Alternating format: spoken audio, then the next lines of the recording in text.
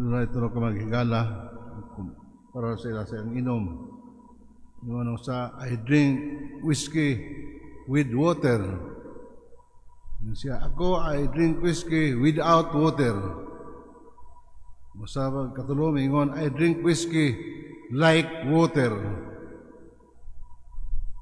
Like that, kanato, napuno lang kita diha sa kanabang unsa ang mga kalanon o mabutang makabusog kanato. Madiputo na ito diha.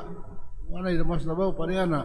Masabag nga atong tahas ang pag-remind sa tagsa-tagsa nga is not enough that we do our best para sa maayong kagmaon para kanato nga kita diligot mon.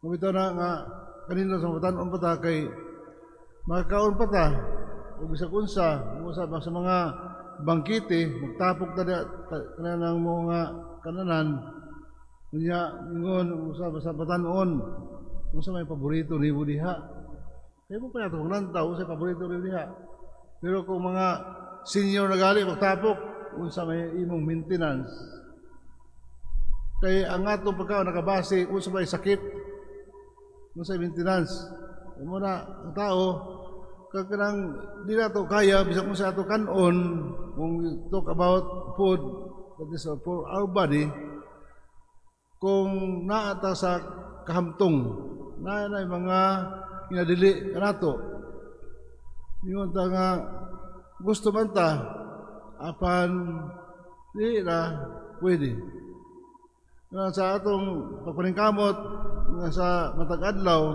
aron kita mabuhi aron kita magkaon buto usahay diha nga atong focus pero kanindot kay sa mga tawo nga kanang sama ni St. Benedict, sama ni San Isidro, St. Isidore, the farmer, nga kanabang ito, ura it labura.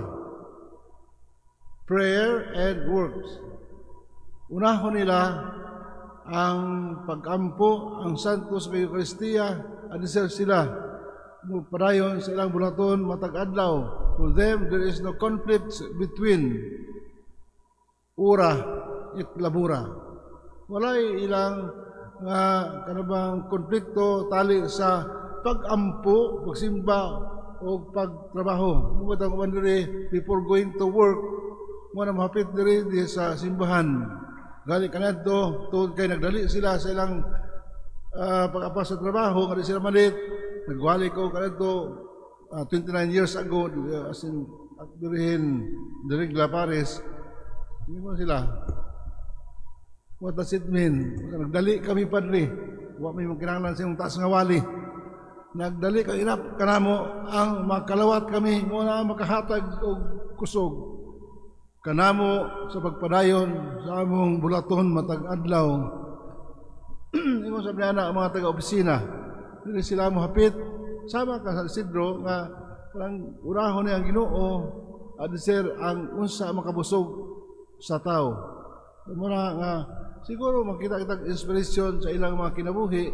Yung tawhana, di lamang sa mga santos, pipila ka nato din nga giuna ang pagkaon sa Ginoo kay para kanila di sila mabuhi, mag-alingasa sila sa tibok adlaw kung di sila makatambong santos nga misa o di sila makalawat. So muna ang ilang pagkaon, not so much on the food that enters into our body, but the food from the Lord.